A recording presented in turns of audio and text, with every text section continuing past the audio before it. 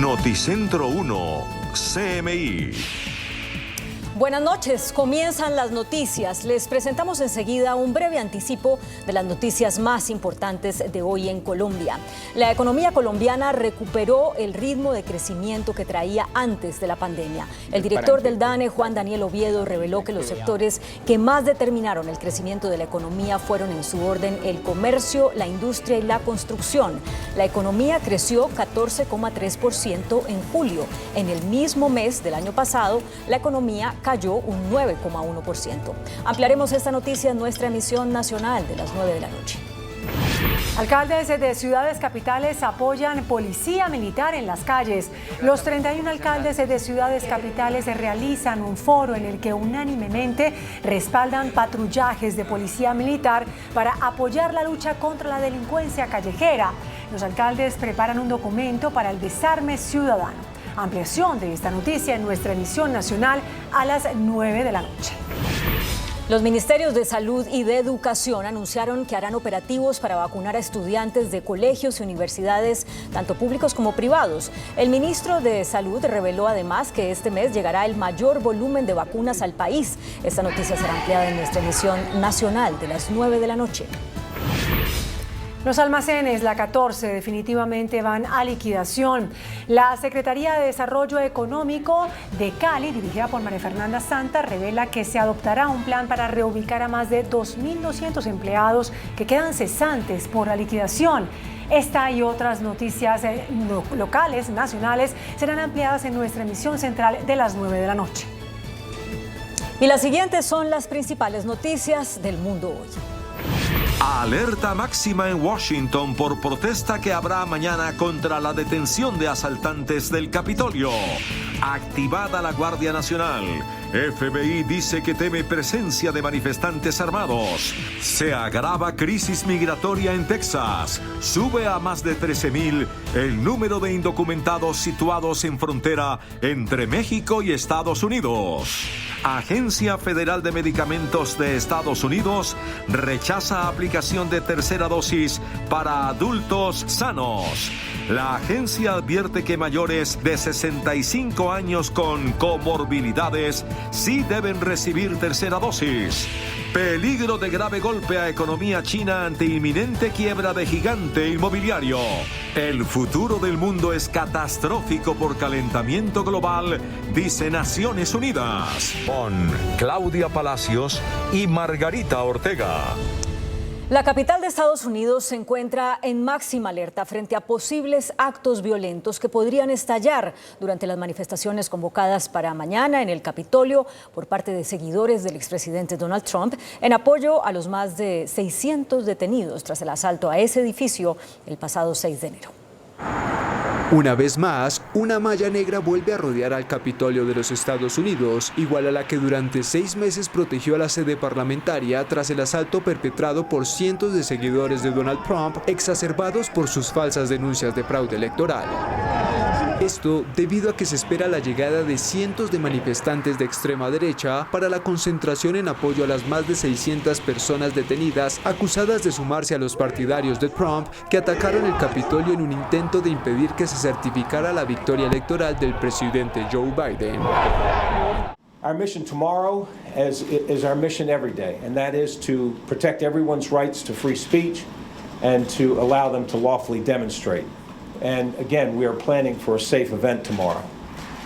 But there have been some threats of violence associated with the events for tomorrow, and we have a strong plan in place to ensure that it remains peaceful and that if violence does occur, that we can stop it as quickly as possible. We're not going to tolerate violence and we will not tolerate criminal behavior of any kind.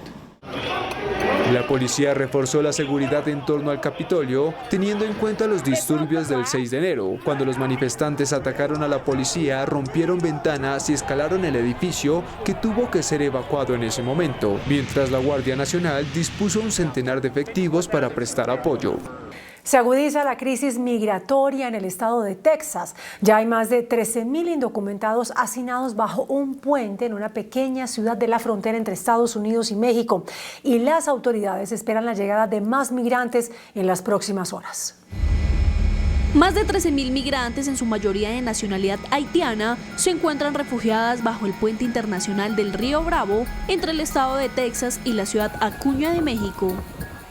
Estas personas, que llevan varios días en esta zona, en campamentos improvisados, esperan una respuesta de Estados Unidos sobre si se les otorga asilo o si los deportan. Los migrantes duermen al raso y carecen de servicios básicos, unas condiciones que amenazan con crear una nueva emergencia humanitaria en la frontera sur. Según las autoridades, los migrantes son en su mayoría haitianos, pero también hay algunos cubanos, venezolanos y nicaragüenses que soportan temperaturas de hasta 37 grados centígrados. La mayoría de estas personas manifiestan que quieren entrar al país norteamericano por la falta de oportunidades y la violencia que han vivido en su país de origen. La patrulla fronteriza de los Estados Unidos, a través de un comunicado, informó que estaba aumentando la dotación de personal en el puente del río para facilitar un proceso seguro, humano y ordenado. Además, que se les ha proporcionado agua potable, toallas y baños portátiles a los migrantes. La frontera entre Texas y México ha registrado cifras récord en las llegadas de inmigrantes irregulares desde que Biden asumió el poder de enero de este año y ya ha sido foco de una crisis política para el nuevo presidente. Entre tanto, un juez del distrito de Washington bloqueó hoy la orden presidencial emitida por el entonces presidente Donald Trump, que permitía la deportación express de indocumentados por motivos de salud nacional relacionados con la pandemia. Al inicio de la pandemia, el gobierno del republicano Donald Trump invocó una norma sanitaria para ordenar la expulsión de todos los inmigrantes que ingresaban ilegalmente a Estados Unidos. Pero la historia cambia con la decisión de un juez federal de ordenar al gobierno de Estados Unidos suspender la devolución inmediata de las familias migrantes que son detenidas en la frontera con el argumento de la lucha contra el COVID. El magistrado, quien dio a las autoridades 14 días para cumplir con su decisión, dijo que había suficientes medidas alternativas para limitar la propagación del virus. En vista de la amplia disponibilidad de pruebas, vacunas y otras medidas de minimización, la Corte no está convencida de que la transmisión de COVID-19 durante el procesamiento fronterizo no pueda mitigarse significativamente. Los funcionarios estadounidenses ya no pueden citar la orden de salud de los CDC para deportar a familias que cruzan ilegalmente la frontera sur. La regla se utilizó para deportar a casi 1 millón de personas. También en Estados Unidos, el presidente Biden anunció hoy un recorte histórico de impuestos para la clase media que podría beneficiar a más de 50 millones de personas en ese país. El presidente de Estados Unidos, Joe Biden, continúa defendiendo su plan socioeconómico de apoyo a la clase media y por extensión de lucha contra la pobreza. El mandatario demócrata ha asegurado que bajará los impuestos a las clases más desfavorecidas, una medida que puede beneficiar a unos 50 millones de estadounidenses, y se los subirá a los ciudadanos con ingresos más elevados. La propuesta de reforma fiscal había sido adelantada ya por la Casa Blanca como medio de financiar los colosales planes de infraestructuras y cobertura social que constituyen el meollo de su mandato. Pero la oposición republicana y el rechazo de los demócratas moderados a un plan social con una inversión prevista de 3,5 billones de dólares han empujado al mandatario a implicarse personalmente en la pelea, aún incipiente en el Congreso, pero para avalar la propuesta. La Agencia Federal de Medicamentos de Estados Unidos rechazó de manera contundente el plan para aplicar una tercera dosis de la vacuna contra el COVID-19 a los adultos sanos. Sin embargo, el panel de expertos que asesora al gobierno sí autorizó un refuerzo de la vacuna para mayores de 65 años con alguna comorbilidad. Tras un fuerte debate y al considerar que no hay evidencia suficiente para que los adultos sanos reciban una tercera dosis de la vacuna contra el coronavirus, el panel asesor de expertos de la FDA decidió por una abrumadora mayoría de 16 votos contra 3 desaconsejar la aprobación de una inyección de refuerzo del fármaco de Pfizer a los mayores de 16 años. Y aunque la FDA no está obligada a seguir las recomendaciones del comité asesor para su decisión final, suele seguirlas, lo que podría arruinar los planes de la administración de Joe Biden, que esperaba empezar a aplicar las terceras dosis a partir del 20 de septiembre para atajar el brote desatado por la variante Delta. Muchos de los expertos expresaron su preocupación por el riesgo de miocarditis, una inflamación del músculo cardíaco que podría ocurrir tras la vacunación con una tercera dosis para los hombres más jóvenes. Aunque el comité de la FDA también se mostró abierto a autorizar la dosis de refuerzo en el futuro para grupos limitados de mayor edad y poblaciones más vulnerables. La Organización de Naciones Unidas para la Educación, la Ciencia y la Cultura, UNESCO, dijo que aún hay 117 millones de menores de edad sin recibir clases por la pandemia. Desde el inicio de la pandemia, la UNESCO se ha mostrado preocupada por el impacto que esta tuvo en las clases y ahora advierte que 117 millones de alumnos siguen afectados por el cierre de las escuelas a nivel mundial. Eso representa el 7,5% de la población escolar en todo el mundo. A través de este comunicado, el organismo señaló que ya han comprobado que mientras más tiempo permanecen cerrados los colegios, más graves e irreversibles son las consecuencias para el bienestar y aprendizaje de los niños. Esto afecta en mayor medida a los menores más vulnerables y marginados en países en los que se corre el riesgo de perder una generación educativa. La consecuencia más grave que cita la UNESCO del cierre de colegios es un retraso en el aprendizaje, pero también asegura que ha aumentado la tasa de deserción escolar y afecta de forma desproporcionada a los niños más pobres. De acuerdo con cifras de esta entidad, las escuelas ya están totalmente abiertas en 117 países, que representan 539 millones de alumnos o el 35% de la población escolar mundial. Por eso, sigue insistiendo en la necesidad de reapertura total de centros educativos y dice que solo se deben cerrar cuando sea el último recurso disponible. El Reino Unido modificó hoy sus restricciones para viajeros de otros países y flexibilizó el ingreso a su territorio. Sin embargo, Colombia sigue en la lista roja. Simplificando sus restricciones a la movilidad, el gobierno de Reino Unido anunció nuevas medidas de viaje. El ministro de Transporte aseguró que la nación dejará de exigir a partir del 4 de octubre a las personas vacunadas procedentes de países de bajo riesgo un test de coronavirus previo al viaje hacia Inglaterra. And the purpose is to make it easier for people to travel without the bureaucracy, without so many tests, and with a greater level of certainty now that we've got so many people vaccinated. El semáforo de viajes que clasificaba a los países según 3 categorías de riesgo quedará abolido y solo se mantendrá una lista de países en rojo para los que las limitaciones continuarán siendo más elevadas. Países como Argentina, Chile, Brasil, Colombia y México continuarán por ahora en categoría roja y tendrán que cumplir la cuarentena obligatoria. Los cambios del Ejecutivo afectarán únicamente a Inglaterra, ya que las otras regiones británicas establecen sus propias reglas sobre viajes.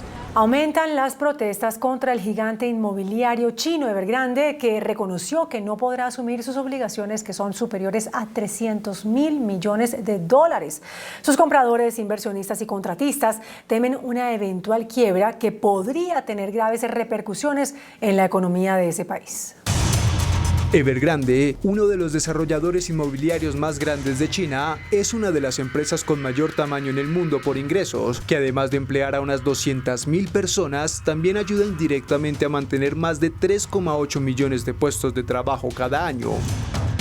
Sin embargo, las deudas de Evergrande se dispararon a medida que solicitaba préstamos para financiar sus diversas actividades, hasta convertirse en el desarrollador más endeudado de China, con más de $300.000 millones en pasivos. Y hace unas semanas advirtió a los inversores sobre problemas de flujo de efectivo, diciendo que podría incumplir si no puede recaudar dinero rápidamente, cuando se ha reducido en casi un 80% el precio de sus acciones y bonos, y la semana que viene se avecina el pago de un cupón de $80 millones.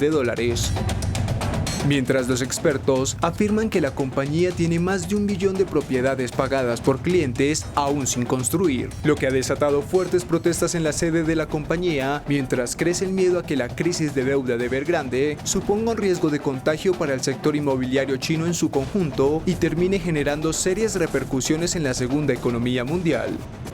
El Congreso de Perú aprobó un proyecto de ley que plantea modificaciones legales para permitir la cremación de los restos del fundador del grupo terrorista Sendero Luminoso, Abimael Guzmán. La norma autoriza al sistema judicial, jueces y fiscales a decidir qué hacer con el cadáver de Guzmán, condenado por terrorismo y quien murió el fin de semana cumpliendo en prisión su sentencia por distintos crímenes, entre ellos violación de los derechos humanos.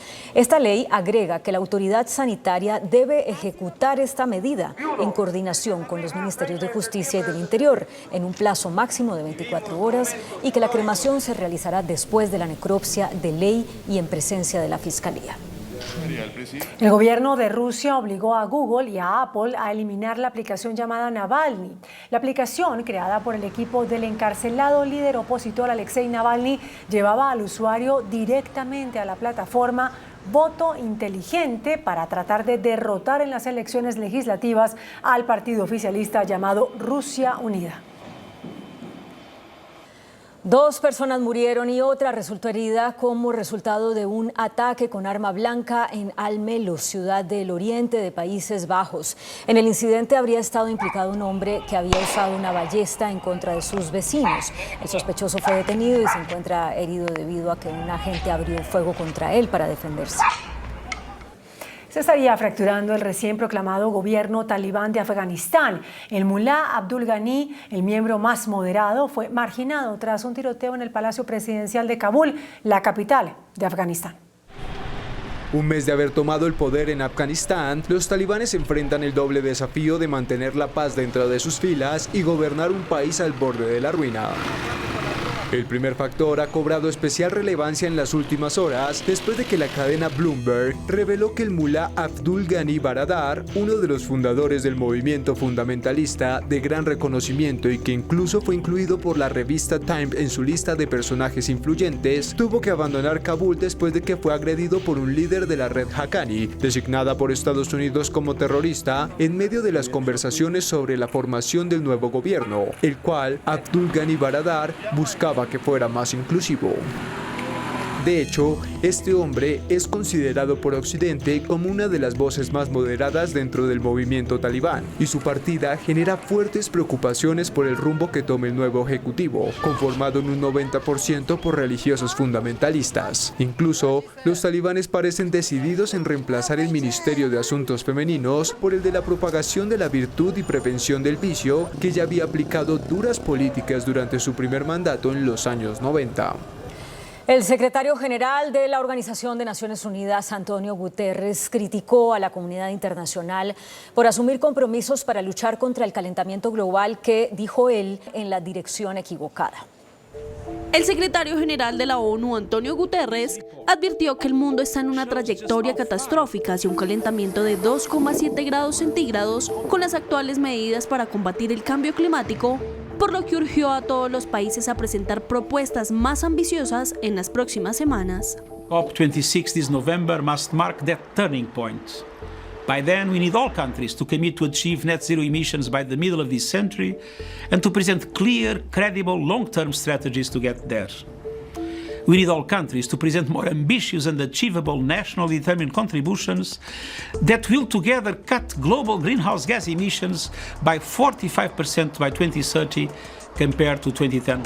Guterres insistió en que el mundo está en una situación de código rojo, pero también en que no es demasiado tarde para actuar si se hace rápidamente.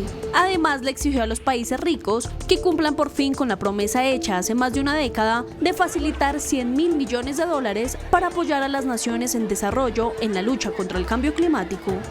Hay una fuerte polémica por el nuevo libro del Papa Emérito Benedicto XVI en el que habla del matrimonio entre personas del mismo sexo. Asegura que es una deformación de la conciencia.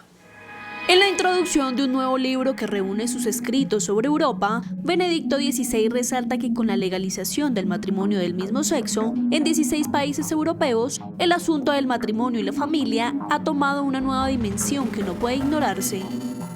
El Papa Emérito Benedicto XVI subrayó en su libro que el matrimonio entre personas del mismo sexo es una deformación de la conciencia, al tiempo que lamentó que esta óptica también haya penetrado profundamente en sectores de personas católicas. En el texto que acaba de comercializarse en Italia, Benedicto XVI cuestiona que la respuesta pueda darse con un poco de moralismo o incluso con algunas referencias exegéticas. Por último, señala que el movimiento ecológico ha establecido que hay límites en la naturaleza que no se pueden ignorar y del mismo modo la persona humana posee una naturaleza que se le ha dado y la violación o negación de esta puede llevar a la autodestrucción. El testamento del príncipe Felipe, duque de Edimburgo, difunto esposo de la reina Isabel, será sellado y permanecerá así durante 90 años para preservar la dignidad de la monarca. Así lo dictaminó un juez del Tribunal Superior de Londres. El duque de Edimburgo, el príncipe consorte que batió todos los récords de longevidad, falleció el 9 de abril a un mes de cumplir los 100 años. Un juez del Tribunal Superior de Londres dictaminó que el testamento del príncipe debe permanecer en secreto durante 90 años para proteger la dignidad de su viuda, la reina Isabel II. Tradicionalmente, desde hace más de un siglo, tras el fallecimiento de un miembro de alto rango de la familia real, se solicita el sellado de su testamento, es decir, no están abiertos a la inspección pública de la forma en que lo estaría normalmente una herencia. Solo podrá abrirse en privado incluso después de esa fecha. El juez dijo que si bien podría haber curiosidad pública sobre los testamentos reales, no hay un verdadero interés público en que la gente conozca esta información totalmente privada.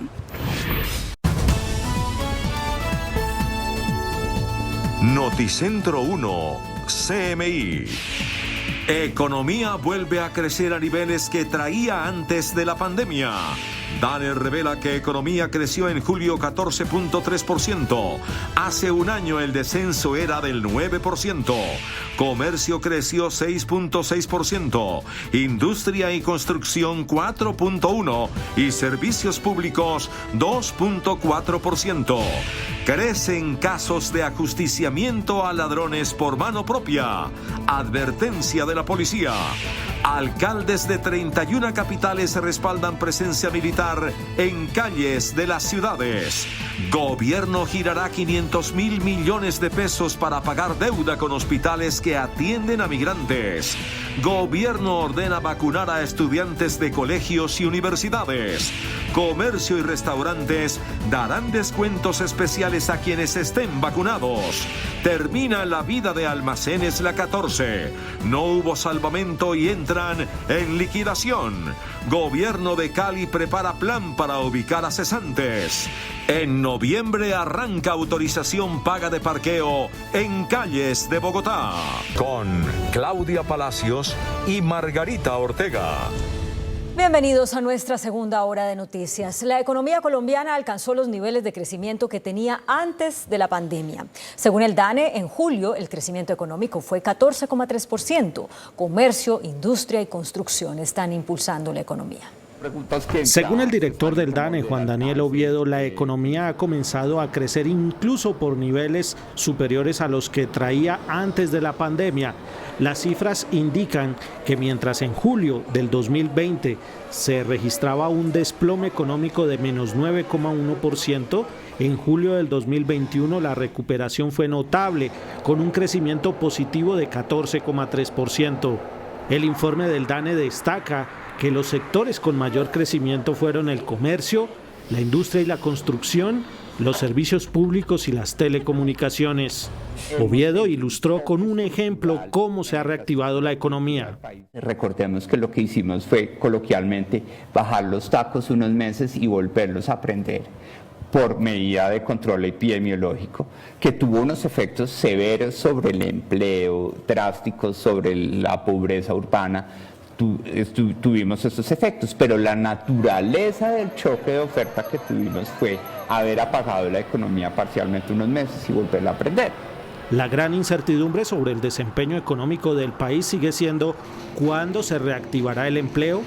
Pero el cuándo no lo sabemos porque dependemos de las dinámicas no solo del sector privado, sino también de las políticas públicas que se focalicen en cada una de estas actividades económicas. De acuerdo con las cuentas del DANE, el crecimiento económico del país acumulado entre los meses de enero y julio de este año marca un 9,4%. Las cifras de crecimiento económico reveladas hoy por el DANE superaron las expectativas y pronósticos de analistas y del mercado. Juan Armando Rojas, Noticentro 1 CMI. Los gremios económicos destacaron el proceso de reactivación de la economía. La ANDE proyecta que este año el país crecerá 7%.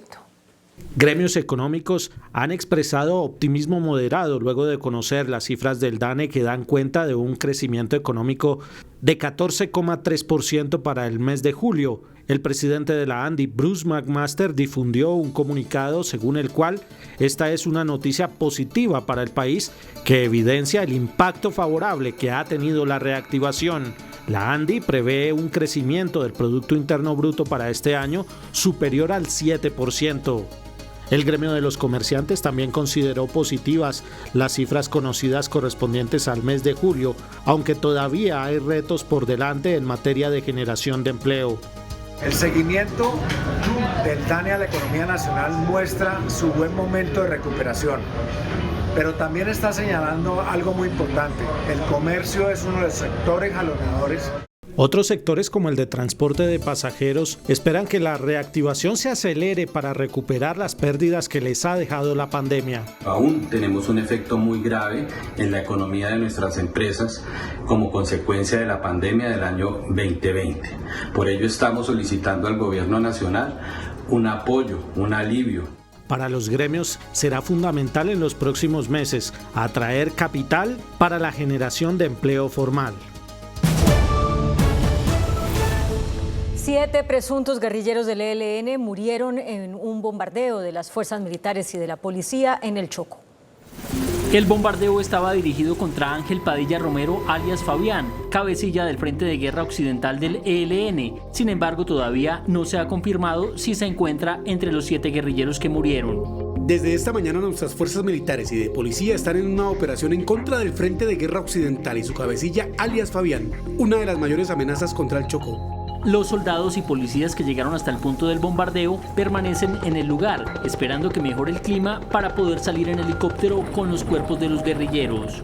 Según la Fuerza Pública, alias Fabián tiene a su cargo más de 500 guerrilleros en Chocó, Antioquia y Risaralda. En otro bombardeo hace 3 meses, la policía le había encontrado varios computadores con supuestos planes para infiltrar algunas protestas. Agobiados por el aumento de los hurtos, utilizando métodos violentos, los ciudadanos están acudiendo a la aplicación de la justicia por mano propia para castigar a la delincuencia organizada. Este hombre que está en el piso y que es pateado y golpeado es un supuesto ladrón que hacía unos momentos había robado en compañía de una mujer un carro en el sector de Chapinero. La comunidad lo sorprendió y por poco lo lincha si no es por la intervención de la policía. Una escena que se está volviendo cotidiana en la ciudad ante el aumento de la inseguridad. Para el profesor y experto en temas de seguridad Felipe Vega, esta es una situación que puede terminar mal para la ciudad y traer mayor violencia. Una urbanización del conflicto puede llevar, y eso sí me preocupa bastante, a una neoparamilitarización urbana. O sea, pequeños grupitos como paramilitares que pueden empezar como pequeños grupos de vecinos, pero que después pueden tener otros tipos de financiamiento y vamos a empezar a ver las famosas limpiezas urbanas y asesinatos selectivos, etcétera. El director de la Policía de Bogotá respondió a los casos de justicia por mano propia y le hizo una advertencia a los ciudadanos. Desafortunadamente, llega a haber una alta afectación en lesiones personales, en homicidios. Las personas nos toca judicializarlas y sabemos que no son personas que no son delincuentes, sino en su mismo desespero, en su mismo momento que están viviendo lo cometen y ahí no sería justo, pero es la ley. Y mientras la polémica crece, la inseguridad en las calles aumenta. Es el caso del Liceo Francés. Los padres de los estudiantes, cansados de los continuos atracos a la salida del liceo, escribieron una carta al director de la Policía de Bogotá y al secretario de Seguridad de la Alcaldía con carácter urgente para manifestarle su angustia generada por el imparable número de atracos que se registran diariamente. Dicen en su carta: en las últimas semanas se ha incrementado la criminalidad a niveles desconcertantes. Nuestros hijos se ven obligados a caminar desde o hacia sus casas a la salida de clases y se ven expuestos a diario a la violencia de atracadores que aprovechan su vulnerabilidad. Las cifras oficiales muestran 4.715 hurtos a personas acá en Chapinero, solo superada por Suba y Usaquén hasta el mes de agosto. La difícil situación denunciada propició que mañana el general Camacho y el secretario Aníbal Fernández de Soto se reúnan con la Asociación de Padres del Liceo y los voceros de la zona para buscar medidas que puedan enfrentar la inseguridad. Las autoridades en Bogotá anunciaron un plan de seguridad para este fin de semana de amor y amistad. Más de 4.000 hombres de la policía custodiarán la ciudad. Las autoridades en Bogotá están en alerta por la celebración de amor y amistad. Tradicionalmente, este fin de semana es uno de los más violentos del año. Tenemos en total 4.300 miembros de la Policía Nacional de sus diferentes especialidades. La invitación es a que este fin de semana sea un fin de semana en convivencia, en celebración tranquila. Además, habrá un refuerzo especial de 1.200 hombres para el partido de mañana. Hemos incrementado también las labores de inspección, vigilancia y control en los establecimientos de comercio, en los alrededores del estadio, en la localidad de Teusaquillo, en la zona de galerías. La policía está tras la pista de los motoladrones, los delincuentes que se movilizan en 5 motos y atacan en manada a sus víctimas. El lunes se conocerá el cartel con los rostros de esta banda. Sí, estamos trabajando en eso y ya hay unos indicios importantes de estos delincuentes que afectaron 3 localidades. Kennedy, una de las localidades con más riñas, tendrá 500 policías adicionales este fin de semana. Los alcaldes de las ciudades capitales apoyaron la presencia de policía militar para garantizar la seguridad y luchar contra la delincuencia callejera. Así lo manifestaron durante un foro realizado en Bucaramanga. En el foro realizado en Bucaramanga sobre la seguridad, no es solo cuestión de policía, donde participan los 31 alcaldes de las ciudades capitales agremiados en las capitales, la decisión de respaldar la militarización, el uso de la policía militar para combatir la delincuencia en apoyo a la policía fue respaldada de manera unánime, según lo reveló el alcalde de Tunja. Y sí hay una posición unánime del patrullaje conjunto para poder atender la problemática de los sitios de mayor influencia delincuencial. ¿Por qué? Porque la única forma de vencer el miedo es dándole la cara al miedo, pudiendo salir a las calles como institución, como policía, como ejército, como ciudadanos, como renglones económicos, en un solo frente para poder atacar la delincuencia. El alcalde de Bucaramanga dijo que la experiencia que ha tenido en la ciudad bonita ha sido eficaz para combatir la delincuencia y el crimen que azota a la ciudadanía, el crimen callejero. Hemos hecho unos acuerdos, un trabajo en equipo coordinado, donde hay presencia de la fuerza de la policía militar desde los días miércoles hasta los días sábados en horarios que ya de acuerdo a la información que tenemos por ciertos sectores hacen presencia. Y precisamente sobre el tema de seguridad ciudadana, los alcaldes afiliados a Asocapitales están preparando un documento en conjunto con el Gobierno Nacional para presentar un proyecto de ley que estimule el desarme y que evite la excarcelación, la libertad de los delincuentes reincidentes. El gobierno anunció el giro de $500 millones a los hospitales que han brindado atención médica a migrantes. En los recursos aprobados en la Ley de Inversión Social se destinó un monto para la población migrante, así lo reveló el ministro de Hacienda. En adición de esta ley de inversión social, 743.000 millones. Y la idea es transitar a $1 billón en el 2022. De este monto, 500.000 millones serán destinados a hospitales del país. Ponernos al día con la deuda que tenemos con los hospitales públicos y privados a nivel nacional por atención a migrantes. De eso, tal y como quedó establecido, alrededor de 500.000 millones van a ser cancelados a esas entidades territoriales que tanto lo necesitan y que tanto lo han reclamado. Estos recursos serán clave para regiones como Norte de Santander y Arauca. Especialmente a nuestro hospital universitario Erasmo Meos. No nos han informado aún cuál es la cifra, pero estamos muy satisfechos porque sabemos que en los próximos días vamos a obtener esos recursos. Esperemos que en el mes de octubre, noviembre, comience a hacerse el decreto para que de una vez ese recurso llegue a la red pública del Departamento Norte de Santander, que está bastante golpeada con la atención a la población migrante. Por su parte, el gerente de fronteras de la Presidencia de la República destacó el espaldarazo que le dio el gobierno español al trabajo que Colombia ha realizado con la población migrante venezolana. El estatuto temporal de protección, la vocación de abrir los brazos a nuestros hermanos y hermanas venezolanas.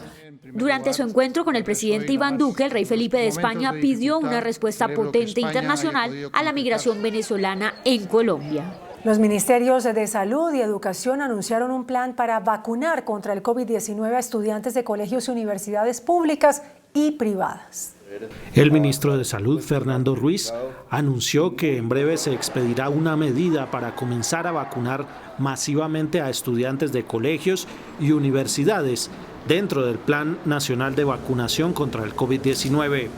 La instrucción es hagámoslo, tenemos que avanzar y esa población entre los 12 y los 29 años de edad es una población muy importante y que se encuentra digamos, en las escuelas, en los colegios, en las universidades.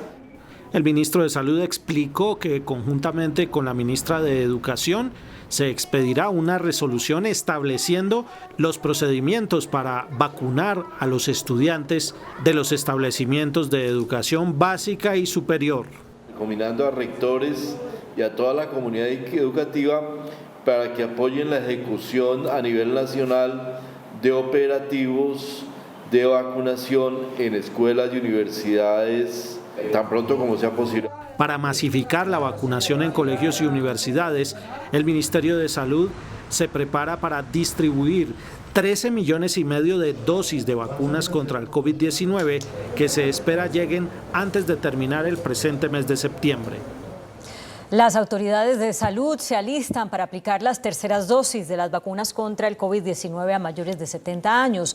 El Ministerio de Salud explicó con qué tipo de vacunas y con qué intervalos se aplicarán los refuerzos.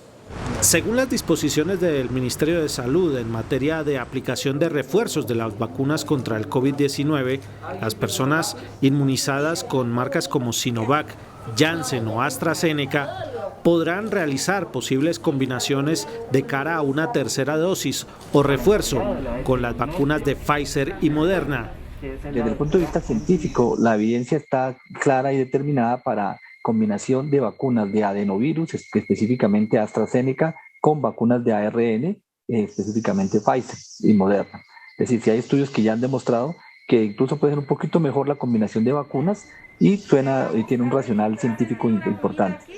La aplicación de los refuerzos de las vacunas contra la COVID-19 que ha anunciado el Ministerio de Salud para el mes de octubre cubrirá a las personas de 70 a 74 años. Se calcula que hay 1.257.119. De 75 a 79 años hay más de 847.000. De 80 a 84 años, más de 519.000. Y los mayores de 85 años están calculados en 530.478, para un total de más de 3.154.000 personas adultas que recibirían el refuerzo. Entre tanto, en Bogotá, el comercio y los restaurantes anunciaron descuentos para quienes ya estén vacunados contra el COVID-19. Bogotá extenderá el horario de vacunación contra el COVID-19 hasta las 10 de la noche. Nuestros puntos de horario ampliado están en los centros comerciales. Al interior de los centros comerciales, las condiciones de seguridad son bastante mejores. Con el propósito de incentivar la inmunización, se ofrecerán descuentos, bonos y cortesías en restaurantes, bares, parques de diversiones, comercios y teatros. Sí vamos a empezar a premiar a las personas que ya se han vacunado. Los descuentos se podrán consultar en la página www.saludcapital.gov.co. Presentar el carnet de vacunación y por supuesto su documento de identidad que permita corroborar que el carnet le pertenece a usted. El funcionario aclaró que Bogotá sigue sin dosis de Moderna. Se necesitan 580.000 para completar los esquemas. Segundas dosis de Moderna se ponen inmediatamente lleguen a las personas que tienen comorbilidad o a las personas mayores de 50 años. De las dosis de Moderna que llegaron al país, a la capital le corresponden 140.000. Una ligera alza registraron los contagios y las muertes por COVID-19 en Colombia en el conteo de las últimas 24 horas. Este ha sido el comportamiento de los fallecimientos por COVID-19 a lo largo de esta semana que está terminando. Mientras el lunes se reportaban 40 decesos, el martes 26, el miércoles 40 y ayer jueves 29, hoy la cifra subió a 44 fallecimientos por el virus durante las últimas 24 horas. Mientras ayer se reportaban 1.484 nuevos casos, hoy la cifra subió a 1.544. Por regiones y ciudades, la mayor cantidad de nuevos casos se registró en Antioquia, Bogotá, Barranquilla, Atlántico y Nariño. La Corte Constitucional modificó las reglas para la obtención de la personería jurídica por parte de los partidos políticos. El magistrado Alejandro Linares nos explica la decisión. Con el fallo de la Corte que le otorgó la personería jurídica a la Colombia Humana, el alto tribunal abre la posibilidad de que a futuro los candidatos presidenciales independientes que obtengan la segunda votación en las presidenciales y que se declaren en oposición al gobierno puedan obtener su propio partido político. Digamos, lo que esta decisión implica es que en el futuro, si un grupo independiente de ciudadanos o un grupo significativo de ciudadanos inscribe un candidato y ese candidato queda de segundo en las elecciones presidenciales y accede a la curul en el Senado y en la Cámara, si ese grupo se constituye como partido político, acepta las curules adjudicadas a la oposición y se declara en oposición, tendrá derecho a que se le conceda la personería jurídica. La Corte modificó con esta decisión los criterios para acceder a la personería jurídica. Antes del fallo que benefició a la Colombia Humana, solo se otorgaba a movimientos y grupos que alcanzaran el umbral en las elecciones legislativas. La Justicia Especial para la Paz admitió al general retirado Mauricio Santoyo, ex jefe de seguridad del expresidente Álvaro Uribe. El general retirado de la policía Mauricio Santoyo es investigado por la desaparición de 2 integrantes de la Asociación de Familiares de Desaparecidos en Medellín, cuando él era el director del Gaula en la ciudad. Según la investigación de la Fiscalía, Santoyo habría estado involucrado en seguimientos a estas personas y a sindicalistas y defensores de derechos humanos en Medellín.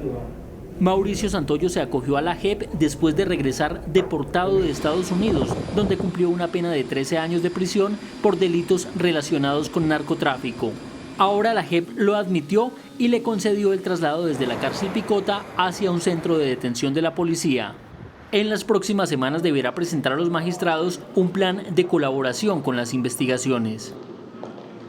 La vicepresidenta y canciller Marta Lucía Ramírez aseguró que la reelección presidencial indefinida no es un derecho humano y que no tiene ningún reconocimiento. El planteamiento lo hizo ante el Consejo Permanente Extraordinario de la OEA.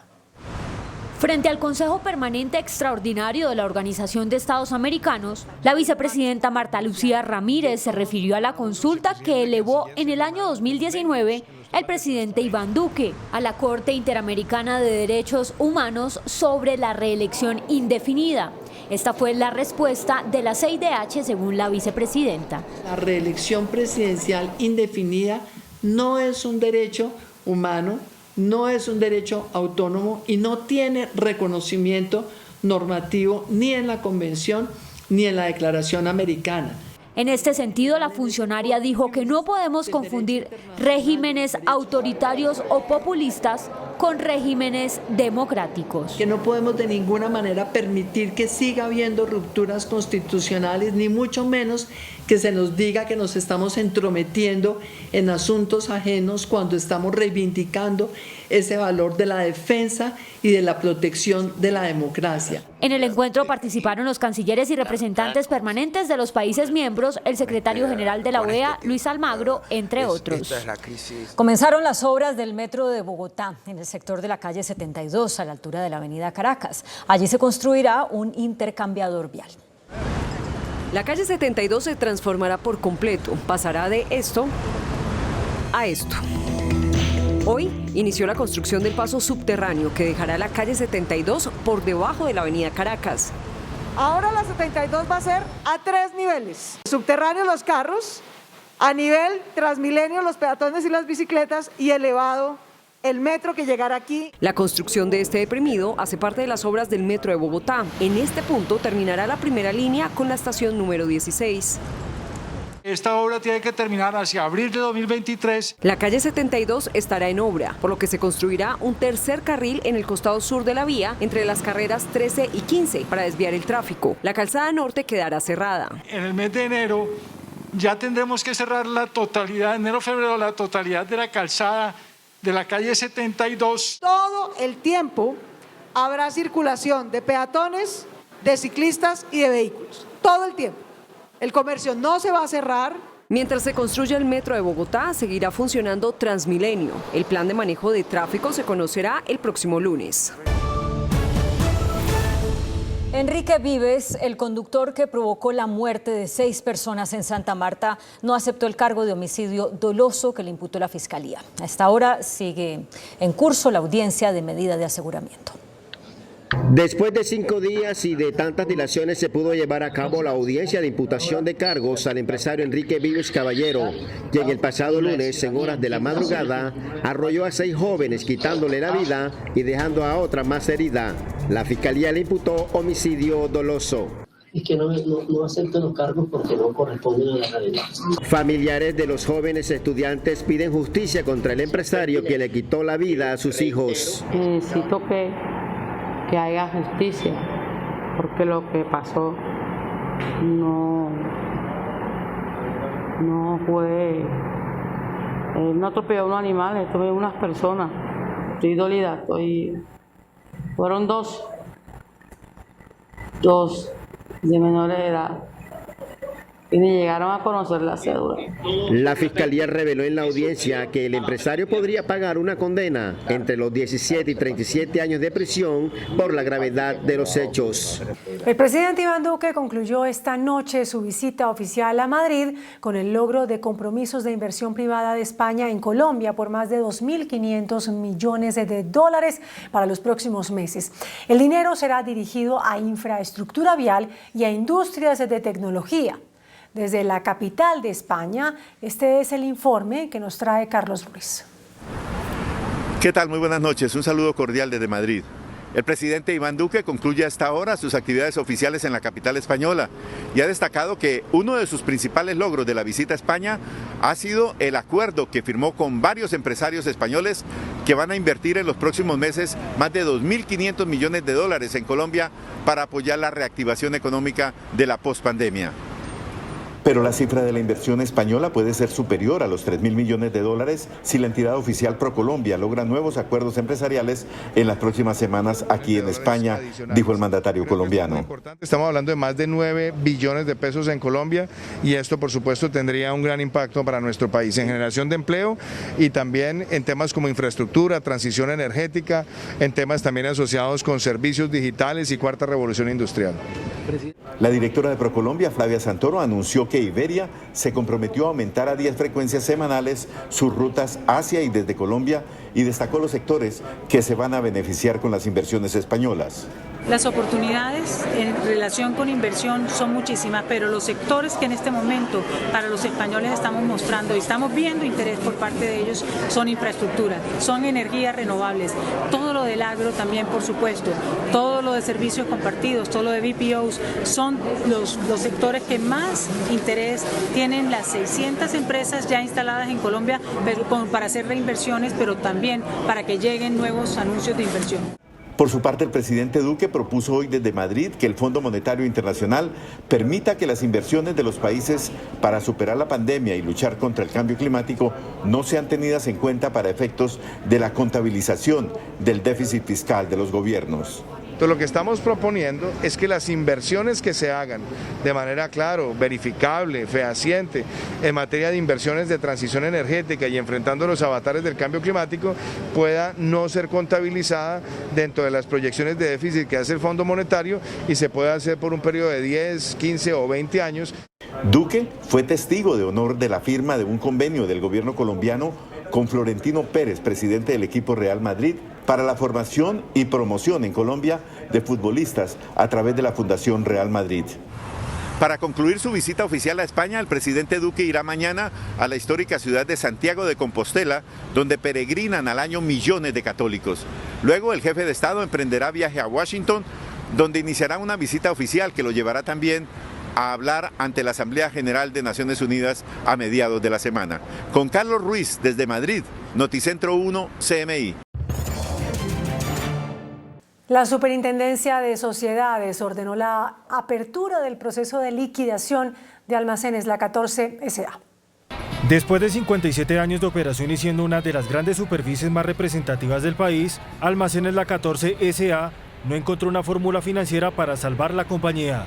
Después del pasado 11 de febrero, cuando entró en proceso de reorganización, la sociedad buscó un plan de salvamento para reducir sus niveles de deuda y lograr cumplir con las obligaciones de los acreedores. se tuvo la participación del gobierno para encontrar una solución. Sin embargo, esta no se dio y a través de una comunicación de la Superintendencia de Sociedades se anunció la apertura de un proceso de liquidación judicial sobre Almacenes La 14 y Calima Desarrollos Inmobiliarios S.A. Fenalco Seccional Valle advirtió que la situación afecta a los pequeños proveedores que concentran más de 15.000 empleos. Muy demoledor para la economía regional, sobre todo por el nivel de empleo que generaban, no solamente sus propios empleos, sino la red de proveedores que eran cerca de 2.000, que esto generaba cerca de 10-15.000 empleos. Almacenes La 14 registra 26 tiendas en el país, con presencia sobre todo en el Valle del Cauca, Caldas, Quindío, Risaralda, Huila y Cauca. Se tienen 2.242 empleos directos y más de 3.000 indirectos. En Cali ya se estudian medidas. Tenemos que solidarizarnos con ellos, con todos los empleados, todo el talento humano. En nombre del señor alcalde, estamos aquí para ustedes, estamos para acompañar, buscar cómo podemos migrar este empleo, cómo podemos acompañar las empresas y los proveedores para generar de nuevo oportunidades. Felipe Negret será el agente liquidador designado por la Superintendencia de Sociedades. En julio las importaciones aumentaron 31,7% según el DANE. Según el DANE, mientras en julio del 2020 las importaciones de mercancías que llegaban al país ascendían a 3.646 millones de dólares, en julio de este año la cifra aumentó hasta un nivel de 4.801 millones de dólares. Los productos que más están ingresando desde el exterior son manufacturas, productos agropecuarios y alimentos y combustibles. El DANE informó también que el déficit comercial del país pasó de 898 millones de dólares en 2020 a 1.209 millones de dólares en julio de este año. En noviembre arranca el sistema de cobro por parquear en las calles de Bogotá. Se implementará inicialmente en Chapinero. La tarifa por minuto variará entre 70 y 100 pesos. Los bogotanos tendrán que pagar por parquear en la calle. A partir del 2 de noviembre, la Secretaría de Movilidad, a través de la Terminal de Transportes, implementará el modelo. Actualmente hay un problema de movilidad gigante y si pagando pudieras parquear, ¿no? Pues se reducen carriles, no. Mala idea. Mala idea. De que los parqueaderos son caros y uno busca la economía ahí, dejándolo ahí pendiente ya. La primera zona será la localidad de Chapinero. Se instalarán 1.000 celdas entre las calles 72 y 100, entre Los Cerros y la carrera 15. La movilidad es mala y pues para parquear en la calle sí sería peor. La tarifa por minuto oscilará entre 70 y 100 pesos. No será con parquímetros, sino con personal en vía que hará el cobro con datáfono. No habrá pólizas para amparar los daños o los robos. No hay ni vigilancia ni nada del tema. ¿Quién responde por los carros? Es riesgoso en la calle, ¿no? Yo casi no uso el servicio en la calle. El distrito espera recaudar 212.000 millones de pesos que irán destinados a financiar el transporte público. El índice de capitalización de la bolsa que mide el comportamiento de las 20 principales acciones cerró a la baja. El informe bursátil. El índice selectivo MSCI Colcap de la Bolsa de Valores de Colombia bajó 0,11% a 1.321 puntos. La acción de la empresa Familia fue la que más subió, con una valorización de 15,56% a 5.200 pesos. La acción preferencial de Avianca fue la que más bajó, con una pérdida de 6,67% a 56 pesos. La acción más negociada de la jornada fue la de Ecopetrol, al movilizar más de 84.000 millones de pesos, con una variación negativa de 1,87% a 2.566 pesos. El dólar cerró al alza. Indicadores económicos en Noticentro 1 CMI. La tasa representativa del mercado que regirá hasta el próximo lunes será de 3.828 pesos con 18 centavos. Los profesionales del cambio compran la divisa en promedio entre 1.760 pesos y la venden entre 1.800 pesos. Un euro cuesta 4.487 pesos con 50 centavos. La libra de café en Nueva York se cotizó a $1 con 87 centavos. El azúcar se transó en 19,16 centavos de dólar la libra. El barril de petróleo WTI se cotizó en $71 con 97 centavos. La referencia Brent para Colombia se cotizó en $75 con 31 centavos. Una acción de Ecopetrol cuesta 2.566 pesos.